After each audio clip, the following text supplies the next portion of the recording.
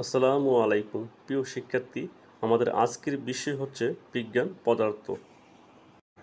পদার্থ যার ওজন আছে, আয়তন আছে, জায়গা দখল করে এবং বল প্রয়োগে বাধা দেয় তাকে পদার্থ বলে। পদার্থের প্রকারভেদ। অবস্থাভেদে পদার্থ তিন প্রকার, যেমন 1 নম্বর কঠিন পদার্থ, 2 নম্বর তরল পদার্থ, 3 নম্বর বায়বীয় বা গ্যাসীয় পদার্থ।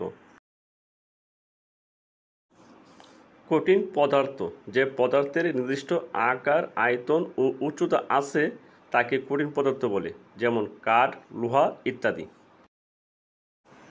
তরল পদার্থ যে পদার্থের নির্দিষ্ট আকার ও উচ্চতা নেই কিন্তু আয়তন আছে তাকে তরল পদার্থ বলে, যেমন পানি, দুধ, তেল ইত্যাদি।